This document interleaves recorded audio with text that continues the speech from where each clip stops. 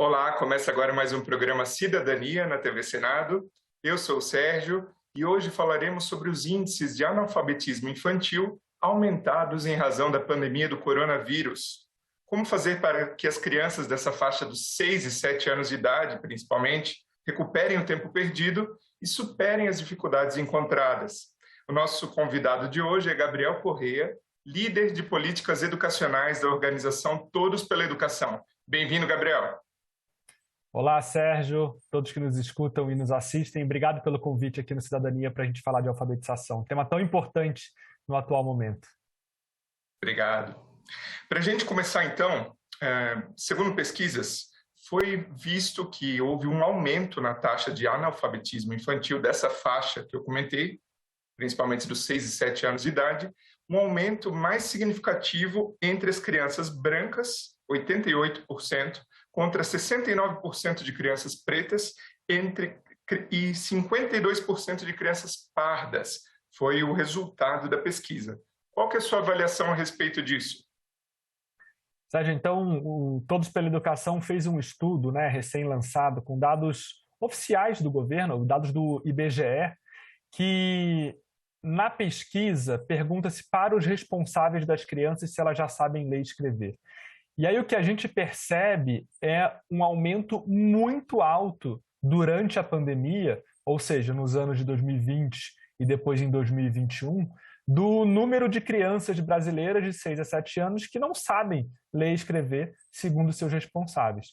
E esse é um dado que vem em linha, vem ao encontro do que outras avaliações feitas em estados e municípios têm demonstrado, que o problema da alfabetização de crianças no Brasil, que já existia, vamos falar disso, foi profundamente agravado com a pandemia. Por quê? Porque essas crianças tiveram pouco ou nenhum acesso ao ensino remoto, especialmente ao ensino remoto de qualidade. Então, tiveram o distanciamento com seus professores e professoras, com as escolas, acabou gerando aí esse quadro muito grave que a gente tem hoje no país, de termos um número imenso de crianças que já deveriam estar alfabetizadas sem saber ler e escrever. E, Gabriel, o resultado dessa pesquisa também mostra que entre 2019 e 2021, essa época de pandemia, houve esse significativo aumento geral do índice de crianças analfabetas dessa faixa etária. Porém, antes da pandemia, ou seja, 2019, já havia um percentual impressionante de crianças sem saber ler e escrever nessa faixa etária de 25%, ou seja, uma a cada 4 crianças brasileiras dessa faixa etária não sabiam ler e escrever. Como que você avalia isso? O Brasil vivia, mesmo antes da pandemia, o que nós aqui no Todos pela Educação chamamos de uma tragédia silenciosa, A quantidade ou alto percentual de crianças brasileiras que chegavam ao fim do segundo ano do ensino fundamental sem estar plenamente alfabetizado. A pesquisa do IBGE, que pega na percepção dos responsáveis das famílias, indicava esse número altíssimo que você falou de 25%. E isso é o básico do básico, saber ler e escrever na percepção dos responsáveis. Se a gente pega avaliações do Ministério da Educação, de Estado e municípios, algumas indicavam que chegava a 50%, 55% o percentual de crianças que completavam o segundo ano do ensino fundamental sem estar plenamente alfabetizado, Não só saber escrever seu próprio nome ou algumas palavras, realmente conseguir formar frases, ler um texto, por mais simples que fosse. Então, muitas crianças brasileiras começavam ali desde o início da sua trajetória escolar com um imenso problema, um imenso desafio de aprendizagem. Isso era muito crítico e a gente sabe que isso se reflete ao longo da trajetória do estudante. O estudante que não consegue estar plenamente alfabetizado logo no comecinho do ensino fundamental tem muita dificuldade depois, ao longo da sua trajetória escolar, para desenvolver outros conhecimentos, seja de história, de geografia, das ciências sociais, das ciências da natureza. É muito complicado. Então, era um problema que já existia no Brasil, já era um problema muito grave, que foi aprofundado com a pandemia. Importante que nesse ano de eleição para presidente, para governador, para o legislativo, que a gente realmente coloque esse assunto em pauta. E é um problema grave e é um problema muito desigual. Como você mesmo falava, Sérgio, as crianças negras, as crianças mais pobres, as crianças que vivem em áreas periféricas, são as crianças que mais sofreram. São as crianças que mais sofreram na pandemia, na dimensão da saúde, na dimensão econômica e também na dimensão educacional. Tiveram menos acesso ao ensino remoto, muitas delas nem tiveram acesso, mas muitos tiveram acesso ao ensino remoto de baixíssima qualidade e aí não conseguiram se alfabetizar. Se a gente não conseguir reverter esse problema, a gente vai ter muitos problemas educacionais ao longo aí dos próximos anos. E veja, não são só as crianças de primeiro e segundo ano, que é o que a gente está falando aqui. Uma criança que hoje está no terceiro ano do ensino fundamental, ou no quarto ano do ensino fundamental, ela passou os primeiros anos na pandemia, sem estar presencialmente nas escolas. Então, temos hoje um número muito grande de crianças no terceiro, no quarto ano do ensino fundamental que não se alfabetizaram. Temos que olhar para isso e ter programas específicos para que elas possam realmente ser alfabetizadas como deveria ter sido feito. Falando em estudo remoto, educação à distância e programas para aprimorar a educação, o Senado Federal aprovou agora em abril uma proposta, originada de uma medida provisória, que concede a alunos da rede pública, alunos de baixa renda, internet móvel, para a criança, para o adolescente, enfim, ter acesso à internet de casa. E já está valendo isso. Em que medida você considera que essa ação vai reduzir a desigualdade educacional? Isso ajuda muito, né? A conectividade precisa ser garantida nos tempos atuais.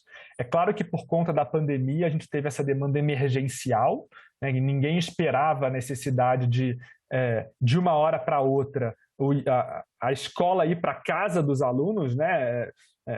E para os aparelhos celulares, para os computadores. Então, isso é muito importante, mas isso não é só por conta da pandemia.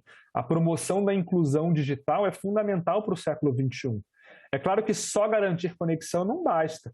Os estudantes eles têm que ter os aparelhos corretos, eles têm que ter programas, né, softwares adequados para ajudarem eles no ensino-aprendizagem, sempre apoiando o professor no ensino, nunca substituindo o professor. Essa pauta das tecnologias educacionais ela é muito ampla, mas sem dúvida nenhuma oferecer conexão é o primeiro passo, é o passo mais básico, e por isso a importância dessa pauta ser discutida, e especialmente a garantia de conectividade para as crianças, adolescentes e os jovens mais pobres, que hoje não têm. Então, esse apoio do Estado é fundamental. A gente não pode mais, Sérgio, discutir se a tecnologia deve ou não estar na escola. Isso já é uma discussão do passado. A tecnologia está na escola, ela tem que estar na escola. A grande discussão agora é o como.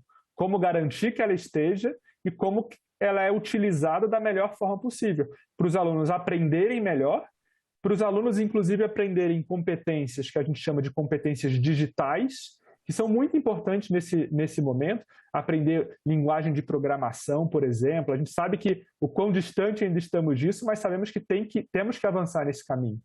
Então, quanto mais a gente conseguir garantir como quase que um direito básico essa conectividade para estudantes e para professores, que também é muito importante, melhor. Então, essa é uma pauta que precisa ser sim promovida, que precisa ser sim avançada, é um tema muito importante para a atualidade da educação brasileira.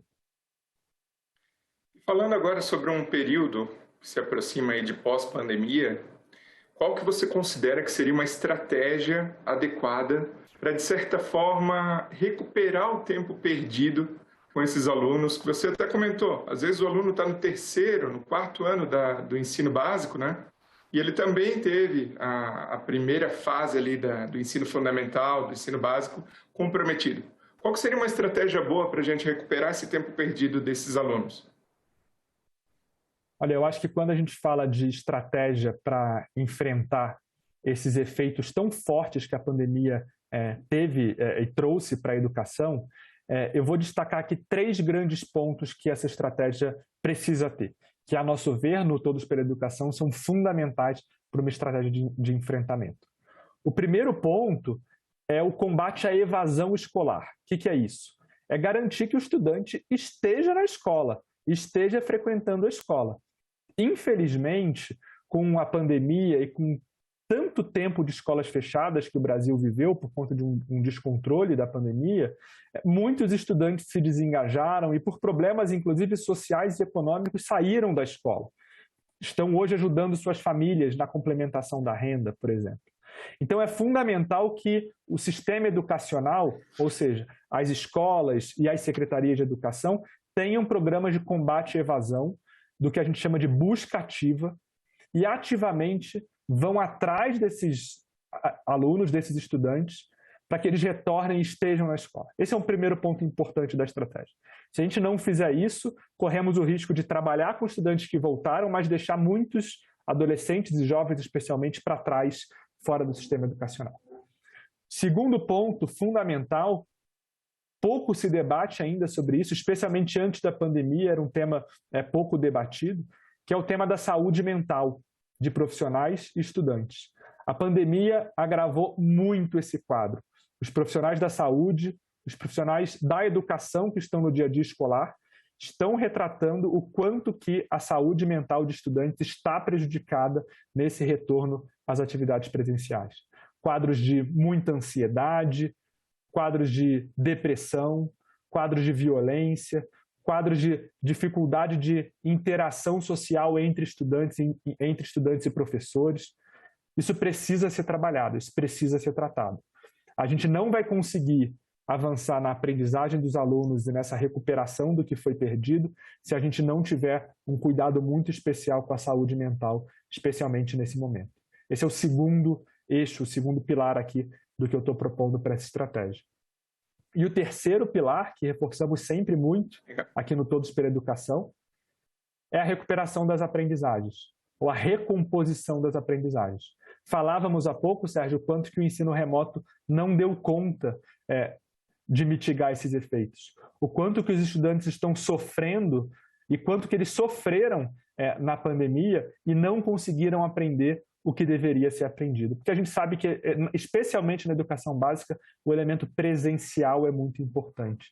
As avaliações hoje que estados e municípios estão fazendo, a gente ainda não tem os dados nacionais, mostram esse impacto brutal, muito forte na aprendizagem dos estudantes. Então, um programa de recomposição dessas aprendizagens, que comece identificando qual que é a lacuna de cada estudante, o que eles deveriam ter aprendido e não aprenderam. E, em turmas menores, com professores específicos, com material didático específico para recuperar essas aprendizagens e com mais tempo na escola, ampliar a carga horária, aumentar e expandir o tempo integral, aí sim a gente começa a falar de estratégias que podem ajudar a mitigar de fato esses efeitos. Não vai ser no curto prazo, não vai ser em poucos meses, mas ao longo de alguns anos, se a gente tiver muita prioridade e trabalhar bastante para que isso aconteça, é possível sim a gente minimizar e mitigar esses efeitos da pandemia. Você comentou sobre evasão escolar também, né? Então, em que medida você avalia que o aluno ele deixou a escola, ele saiu da escola por necessidades de internet, acessibilidade, conectividade ou por causa, né, de dificuldades severas financeiras que as famílias enfrentaram durante a pandemia? Há algum estudo a respeito ou qual que é a sua estimativa a respeito disso? Os estudos sobre evasão escolar, eles mostram que esse é um fenômeno de múltiplas dimensões, né? Ou seja, são várias causas que levam um estudante, e aí geralmente adolescente ou jovem, a sair da escola. Esse já era um problema antes da pandemia. Ele não foi criado na pandemia. A gente já tinha altas taxas de evasão, especialmente no ensino médio. Por quê? Quais são essas várias dimensões? Vou falar algumas delas. Uma escola pouco interessante que não engaja o jovem. O jovem entra especialmente ali no ensino médio e não vê o sentido, não vê o motivo daquilo, aquela escola para ele é uma escola chata, é uma escola que não faz sentido para a vida dele. Essa é a percepção mais geral, né? Esse é um motivo importante. Temos vários problemas sociais ligados à evasão escolar. A gravidez na adolescência, ou um envolvimento com drogas, né? Problemas sociais e econômicos, como um adolescente, um jovem que precisa trabalhar para ajudar a sua família. Então, era um problema que tinha sua dimensão na educação, mas envolve outras áreas também do poder público. E aí, na pandemia, todos esses problemas são acentuados. A escola fica menos interessante ainda, porque ela é virtual, com o jovem que tem pouco acesso à internet, não tem um aparelho para acompanhar as aulas, ou nem tem a oferta de aulas digitais. Então, em termos educacionais, na dimensão educacional, esse problema é agravado. E a gente sabe que o país viveu também uma crise muito severa do ponto de vista econômico e social. Então, essas outras dimensões da vida do jovem também contribuíram para que muitos deles fossem especialmente para o mercado de trabalho informal, né, com algum bico, alguma atividade ali durante a pandemia, para conseguir, de alguma forma, apoiar financeiramente suas famílias. E aí toda a dimensão da pandemia, da saúde pública, que também afastou muitos jovens da escola. Então todas essas dimensões da vida contribuem para uma elevação imensa do risco de evasão. Durante a pandemia a gente viu isso, e agora no retorno às atividades presenciais, a gente percebe que, por mais que tenham muitos alunos matriculados, há muitos estudantes que não estão frequentando a escola, porque estão cheios de problemas ainda. Então, cabe ao poder público, e aqui o Estado é muito importante, o poder público é fundamental, apoiar esses estudantes, apoiar essas dimensões da vida econômica e social dos estudantes, para que eles possam permanecer na escola e voltar a uma trajetória de aprendizado. É muito importante isso. Se esses jovens não concluírem a educação básica, eles estão condenando o seu futuro, um futuro com menos oportunidades, com menos opções, e, consequentemente, o futuro do país. A gente tem hoje, Sérgio, só para concluir essa resposta, mais da metade da população adulta brasileira, com mais de 25 anos, não completou a educação básica, não completou o ensino médio. Isso é reflexo de uma situação, de um descaso histórico do país com a educação. A gente precisa reverter esse cenário. Então é importante que os jovens estejam na escola, concluam o ensino médio, concluam aprendendo, para que eles possam ter uma vida melhor e para que a gente possa ter um país melhor. Com certeza. Gabriel, e você comentou sobre ensino médio, demais faixas de ensino, né, de educação. Na sua visão, a visão do Todos pela Educação, qual foi a faixa etária, né, qual foi a parte de ensino no Brasil que mais sofreu, mais foi impactada pela pandemia? Ensino básico, infantil, ensino médio, ensino superior. O que você avalia a respeito?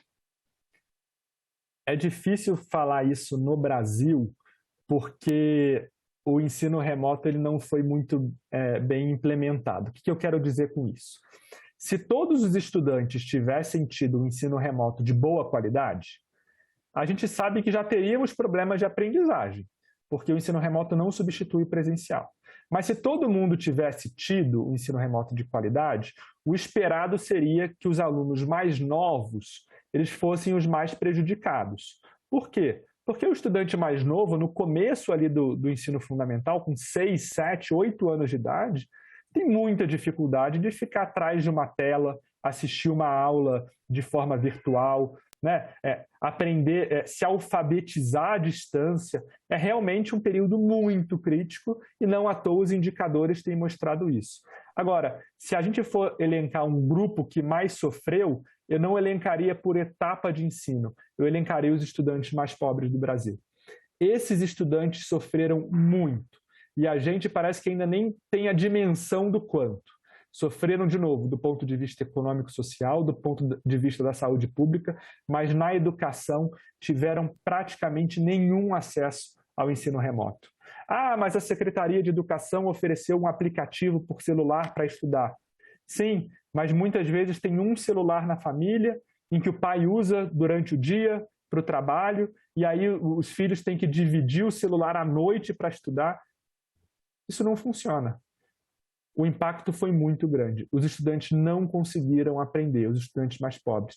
Então, desde a educação infantil até o ensino médio, para a gente ficar aqui na educação básica, esses estudantes mais pobres em grande medida os estudantes negros, os estudantes de regiões periféricas foram os que mais sofreram. E as desigualdades educacionais que já tínhamos antes da pandemia e eram vergonhosas, foram muito aprofundadas. Por isso que a resposta à pandemia, e aí complementando a pergunta que você me fez sobre a estratégia, ela precisa olhar para essas desigualdades e precisa dar mais apoio para essa população que mais sofreu na pandemia. A gente falou agora há pouco sobre uma política pública que foi oriunda dessa medida provisória que eu comentei, que é a concessão de internet móvel para alunos de baixa renda. Hoje, no Brasil, quais são as demais políticas públicas que estão sendo implementadas para uma readequação da educação agora com a volta às aulas presenciais, de modo a equalizar, né, de modo a buscar essa igualdade na educação? Vou citar algumas, e isso é importante, agradeço a pergunta, Sérgio, porque a gente fala muito dos problemas e dos desafios, mas é importante a gente mencionar também que tem coisa sendo feita no Brasil, né? Tem política pública avançando, tem gente trabalhando, então não é que a gente vive num cenário de terra arrasada, onde nada funciona e que está tudo um caos. Não, tem estados e municípios que realmente estão fazendo acontecer. E aí, bom, temos essa questão da conectividade, que já conversamos, para mencionar que existem estados fazendo programas muito interessantes de busca ativa escolar, né? Tem um programa, inclusive, do sistema ONU, do Unicef, que apoia estados e municípios, que chama Busca Ativa Escolar, e aí vai atrás dos estudantes, vai nas famílias, ajuda a trazer o jovem ou a criança para a escola, ajuda a resolver o problema social da família no entorno, ajuda a manter aquele estudante frequentando a escola. Esses são programas que vários estados adotam, que é um programa muito importante de combate à evasão escolar. Tem Secretaria de Educação fazendo programas que acho que vale a pena chamar a atenção, de recomposição das aprendizagens, em que há avaliações diagnósticas aplicadas nos estudantes para identificar esses problemas, essas lacunas de aprendizagem, ou seja, o que os estudantes deveriam ter aprendido e não aprenderam. E aí, com base nessas avaliações, fazem turmas menores de alunos que não precisam nem estar na mesma série, mas eles podem estar no mesmo nível de aprendizado. Então um aluno do terceiro ano, que não se alfabetizou, pode estar junto do aluno do segundo ano, se eles estão no mesmo nível no processo de alfabetização, por exemplo. Mas em turmas menores, com professores ali com bastante atenção para esses alunos, pela turma ser menor, com mais tempo na escola, então uma ampliação da carga horária. Tem muitas secretarias apostando nesse tipo de modelo nesse momento, que é fundamental. E aqui eu vou aproveitar a sua pergunta e trazer algumas políticas mais estruturais, especialmente a política de expansão do tempo integral. Então, o estado de Pernambuco é a grande referência no ensino médio integral, no ensino médio em tempo integral, já praticamente universalizou o acesso à escola de tempo integral no ensino médio, e vários outros estados de diferentes regiões do Brasil, de diferentes visões político-ideológicas de seus governadores, inclusive, estão adotando e expandindo esse modelo. Acho que esse é um modelo que precisa ser expandido, especialmente agora no pós-pandemia, a gente entender que não dá mais no Brasil para ter escola em que os estudantes ficam 4 horas por dia na escola. A gente precisa se aproximar dos países mais desenvolvidos em que os estudantes ficam 6, 7, 8, 9 horas na escola. Claro que o modelo vai variar de acordo com cada localidade, mas quanto mais tempo, e se esse tempo for bem pensado, for bem estruturado, mais a gente vai conseguir desenvolver uma educação de fato integral, que é o que a gente precisa para os nossos alunos. E, Gabriel, considerando a possibilidade de um novo lockdown, nova pandemia, que a gente torce com todas as forças para que não aconteça, mas considerando essa possibilidade, o que a gente pode levar de aprendizado para aplicar já preventivamente, em termos de estrutura, para que não haja esse susto, essa perda tão brusca de qualidade do nosso ensino, da nossa educação? Tem uma primeira dimensão, que é uma dimensão até mais política, que é a definição sobre fechamento de escolas. Essa é uma discussão difícil de se ter, inclusive com a população, mas por mais importante que foi o fechamento de escolas, a verdade é que o Brasil ficou um tempo muito prolongado com as escolas fechadas, reabrindo diversos setores da sociedade, quase que a vida voltando ao normal em muitos lugares com as escolas fechadas. Então, em novas situações de crise, que esperamos que não aconteça, mas temos que estar preparados para se acontecer, é importante a gente dar muito mais prioridade para as escolas, para a educação, nessa discussão que precisa ser sempre feita com os profissionais da saúde, do que é possível abrir e do que é preciso ficar fechado, em situações de lockdown, de fechamento de setores. A educação perdeu muita prioridade nessa discussão ao longo da pandemia. Esse é um primeiro aprendizado, né? Inclusive, quando eu falo de prioridade, não é reabrir escolas a todo custo, de qualquer jeito, né? É fazer as reformas importantes, é garantir a vacinação de professores em primeiro lugar, é oferecer os EPIs, né, os equipamentos de proteção individual para os profissionais, para as famílias e assim por diante. Então, priorizar a educação é muito importante. E nessa questão do ensino remoto, que foi adotado de forma emergencial na pandemia, a gente tem que lembrar algo que parece que foi esquecido, de que a maioria dos estudantes mais pobres, os estudantes das regiões de periferia, das zonas rurais, não têm ainda acesso à internet de alta qualidade, aos aparelhos, a computadores, a tablets, a celular e assim por diante. Então, quanto mais a gente conseguir lembrar disso e fazer política pública olhando para essa população, mais a gente vai conseguir minimizar os efeitos da pandemia. É claro que todo mundo, de novo, foi pego de surpresa, mas agora a gente tem alguns aprendizados para que, se aconteça eventualmente uma nova necessidade de fechamento, a gente possa reagir de uma forma mais estruturada, mais robusta, com melhor qualidade do que a gente fez ao longo de 2020 e 2021. Obrigado, Gabriel, pela participação aqui no Cidadania, e o meu muito obrigado a você que nos prestigia com a sua audiência mais uma vez. Esse programa já está disponível no nosso canal no YouTube, aproveita e se inscreve lá, e também no site do Senado Federal. Se você tiver alguma dúvida, alguma sugestão, algum comentário, pode nos enviar pela Ouvidoria do Senado, e a gente se vê na próxima. Um grande abraço.